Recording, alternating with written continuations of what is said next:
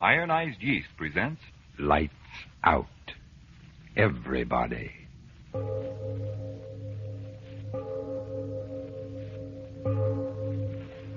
It is later than you think. Lights Out brings you stories of the supernatural and the supernormal, dramatizing the fantasies and the mysteries of the unknown. We tell you this frankly, so if you wish to avoid the excitement and tension of these imaginative plays, we urge you, calmly but sincerely, to turn off your radio now. My name, Arch Oboler. Tonight, a story I enjoyed writing for you because, well, frightening as the thought may be, it could happen.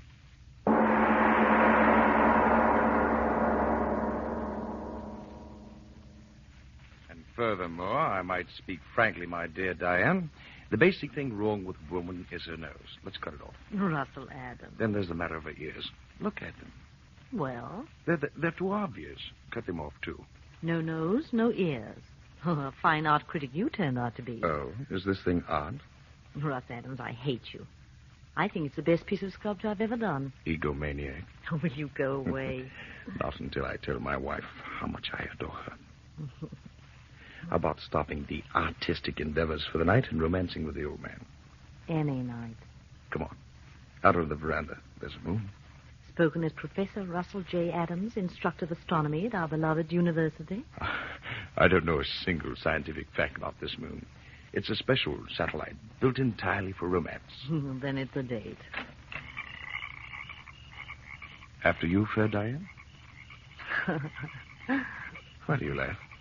Just thinking it's a good thing we haven't any neighbors, or they'd think we were honeymooning. 10 years and 2 more weeks. Sweet. Why? For remembering. Why the sigh? Oh, it's such a lovely night. Yes. You're very lovely with the moonlight in your hair. Darling. 335 days out of the year, moonlight to me is just a reflected light of the sun. A light interesting only that it may be analyzed spectroscopically. But these 30 days of our vacation, Diane, oh, what a magical change. It's a soft lover's moon hanging in the heavens only to brighten your loveliness. Oh, and people wonder why I can't get excited about Ronald Coleman. Coleman? Who's he? Spoken like a true professor. He's a motion picture star. An absolute paragon of romance. Oh, well, perhaps I shouldn't neglect my movie-going. Oh, so much I mean, with such paragons to teach one. You do all right. Oh, Russell. What's the matter? I saw the brightest shooting star. Is that all? The way you gasp, I thought you saw the angel of death himself galloping over those meadows. There's another one. Look, Russell. My dear, for 11 months out of the year, the heavens have my full and undivided attention. Oh, but during this blessed month, let the heavens fall. I can't be bothered. I never saw such bright shooting stars. Yes, and another thing, my dear. As the wife of an accredited professor of astronomy, I think it no more than fitting that you give the phenomena that you observed its proper name, namely the fall of a meteor. There's another one. And another. Oh, Russ, how bright and beautiful. They travel at such a tremendous rate, the friction of our atmosphere burns them into a fiery vapor. There's more of them. Look, one after the other. I've never seen so many shooting stars. I mean so many meteors in all my life. Oh, so that's why you wanted me out here. You knew about this meteor shower, didn't you? It's one of heaven's free spectacles in this constellation. Every 3 years, and this happens to be the 3rd year. How frightening. Why frightening? Those great masses of stone and iron coming from who knows where in interstellar space, traveling millions and millions of miles, and then going up in such glorious flame just as they reach the end of their journey. Not all goes to flame. Hundreds of them strike the earth each year. Well, Russell, there's no danger. Oh, no. The probabilities of being struck on the head by that cosmic rubbish is about 1,000 times more remote than winning a sweepstake without buying a ticket. Oh, look. That one. The brightest of all. Wait, Diane. What's that? I don't know. Something from Look the up. sky. It's shooting star. Look out, Diane!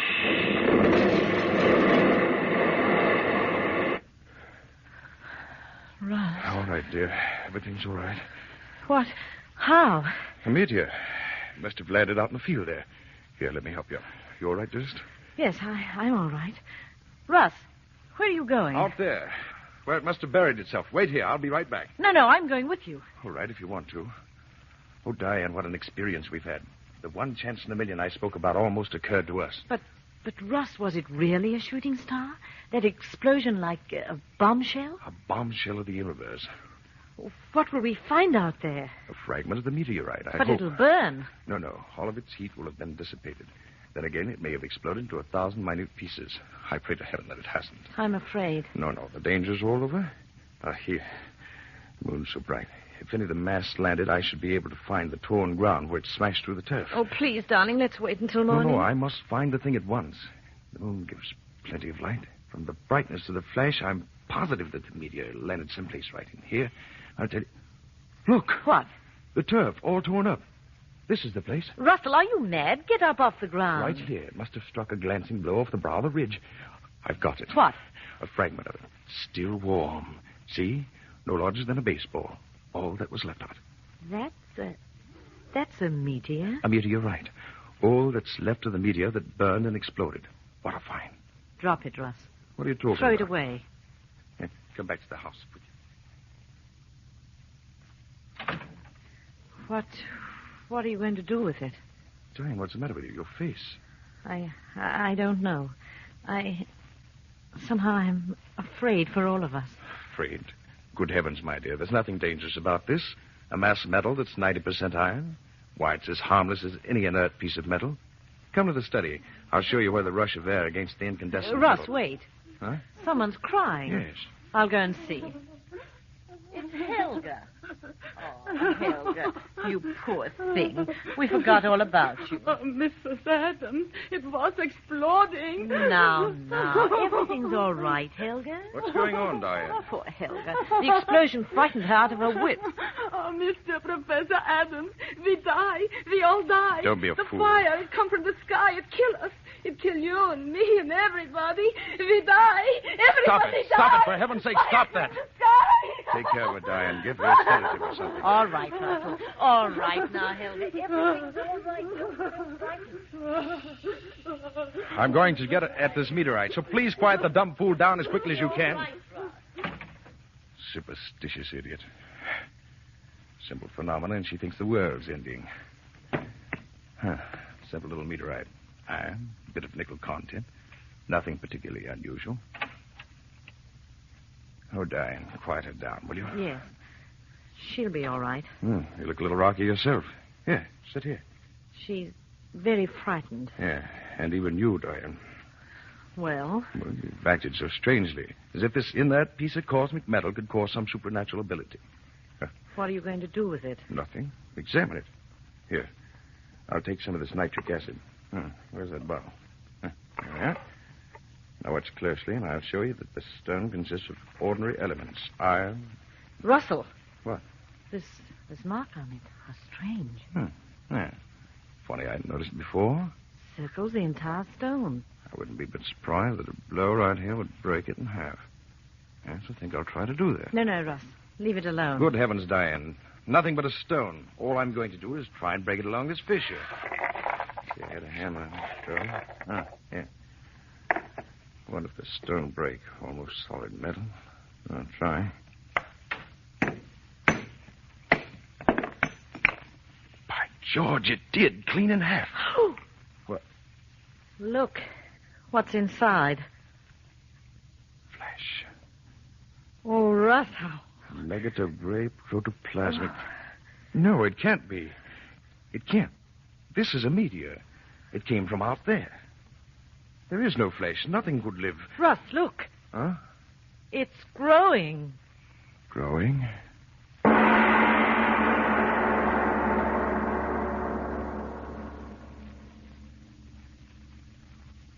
Ladies and gentlemen, a shooting star flashes out of the sky and falls to Earth. And in it, something living from out of interstellar space. Yes, this is the time to take a breath before going on with tonight's lights-out play, the story of Professor Adams and his wife and the thing from out beyond our world. A meteorite had fallen, and Professor Adams had broken it open, and there was a gray nugget of flesh inside, which, even as the professor and his wife stood watching, began to grow.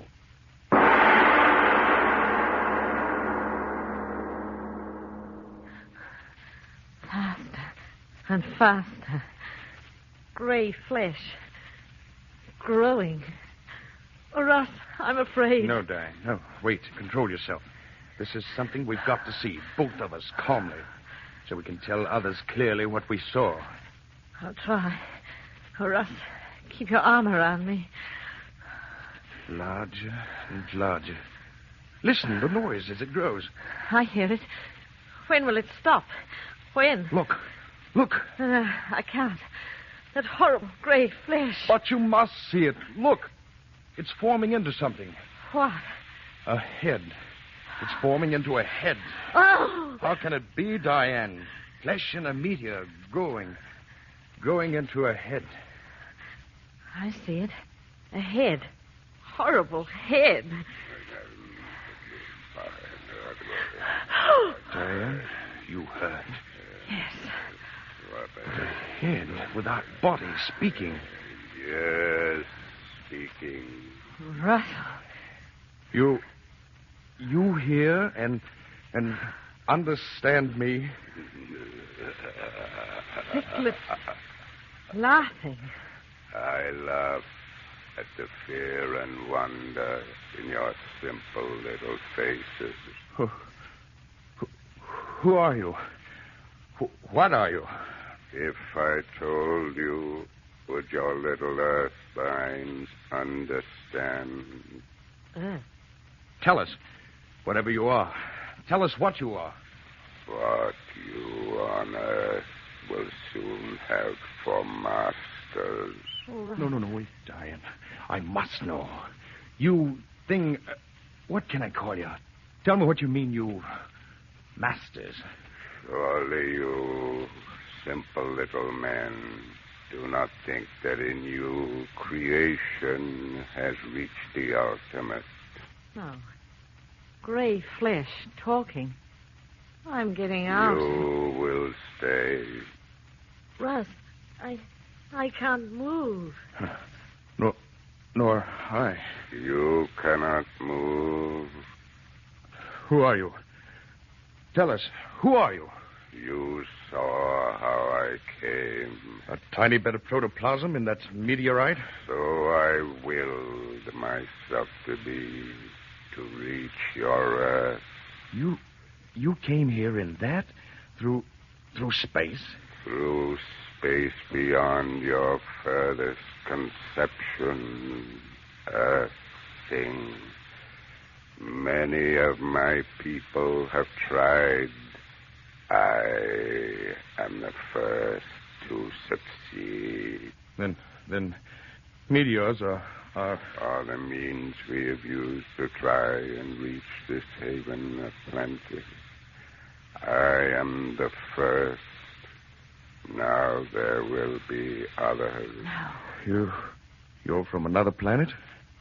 An old world.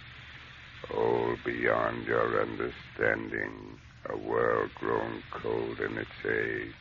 Empty with passing years. We must escape to a young, fertile world.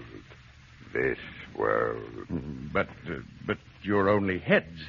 Heads without bodies. Oh, Russ, I'm so afraid. No, please. I must hear him speak. This that is happening to us is a miracle of all times. Tell me, you there, are you only heads in that world you speak of? Heads. You see what I will you to see. But what are you? A mind and a will beyond your feeble understanding. As far above you as you are above the apes that still must crawl in your jungle. But how can it be that you speak as I speak and understand what I say? Your prattling But I tell you this, all that you say, I know. The most profound thought any of you earth things have ever thought is to me as the babbling of children. But now I am hungry. You understand that, little thing? Hungry? Hungry? Hungry with a hunger that has driven me over space without ending. Hunger that has brought me here. But what do you eat? You will know. What do you mean? What food could there be here to fill the hunger of such as I? Hunger that would make me entomb myself in metal, flung into space, in a hope that chance would bring me through the fire of that air of yours. What food? A thing. I don't know. Tell me. Come closer. A thing. Oh, no. And why, oh, no, a thing. You don't... Human? Human. You think you crawling worms are human to us. But if you're man... But we are not men. You are the cattle, and we are the keepers. Oh. You raise the cattle for life, and we for centuries have raised such as you on our world for life. But now, as I told you, our world has grown too old and too cold. The herds of you die, and we grow hungry. That is why I am here. We need new cattle. Here there are so many of you. Earth woman. Russell, it spoke to me. We've got to get out of here. Earth woman. No. Stop it. Don't look at me. Stop it. Come No. closer. Don't listen to him, Diane. Closer. No. Don't move, Diane. Stay where you are. Stay right there. You hear only me, Earth woman. Only you. No, Diane. No. Don't say that. Don't look at that monster, Diane. Don't look at it. Closer, Diane. Yes. No. Closer. No, Diane. Stand still. Don't move toward it. Don't. Closer, No. Diane. Closer. Monster. Not Diane. Diane, I beg of you, don't go closer to it. Closer. No. Closer. Closer. I'll kill you. Closer. If I could only get through you. Closer. Soon you will move to me as she No. is. No. Closer. Diane, Closer. if I could move. Closer. Diane, Closer. I've got to find the way. The strength to stop him. Diane, you're almost... I've got to. Closer. That bottle. Nitric acid. The bottle. Closer. Got it. Closer. Yes. Close to Yes, me. close to you, monster. Take this.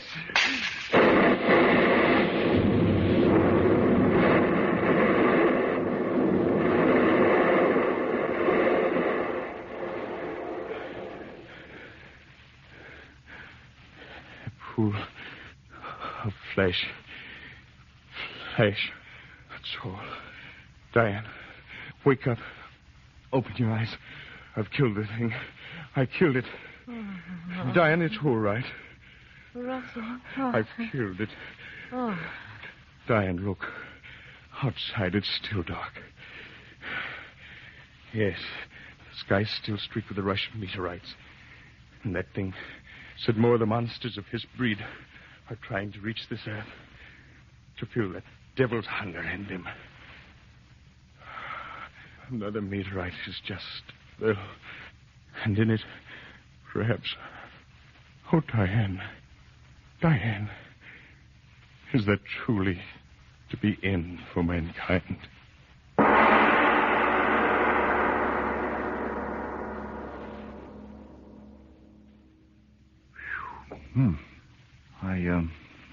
Mr. Obler, will the end of the world come that way?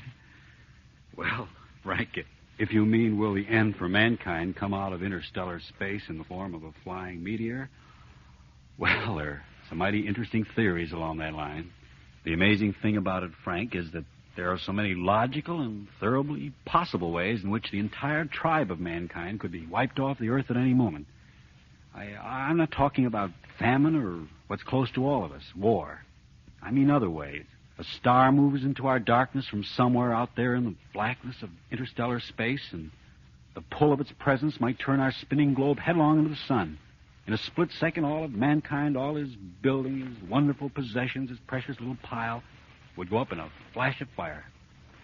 Or, out of the sun itself, the very source of our life, as we all know, could shoot a long stream of explosive flame that would curl around us and again, well, so quickly that no man would know what had happened. In split seconds, this earth would be a charred, uninhabited spheroid. Yes, when one stops to think what a tiny little grain of sand this haughty world of ours actually is in the dark sea of space, and when we realizes how precarious little mankind's hold is on this earth, the spectacle of man's inhumanity to man becomes a cosmic joke. Well, all of those things are certainly interesting to think about, Mr. Obler, but tell us now what's going to happen next week. Next week, ball's triste. No, that's not a dance. It's a story of chance. That unpredictable chance that makes one man a saint and the next man a Hitler. The flip of a coin, the turn of a card, the bend of a road. I think you'll like what we have to offer you, but as usual, next week. Lights Out will come to you again next Tuesday at this same time. Be sure to listen to Arch Obler's weird story of Valse Triste.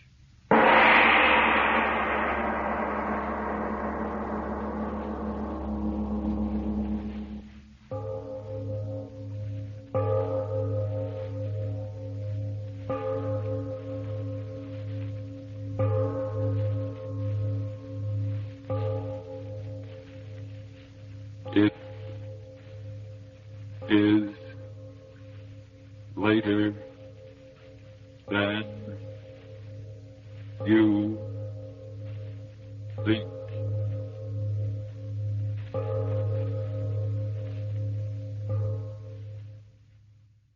This is the Columbia Broadcasting System.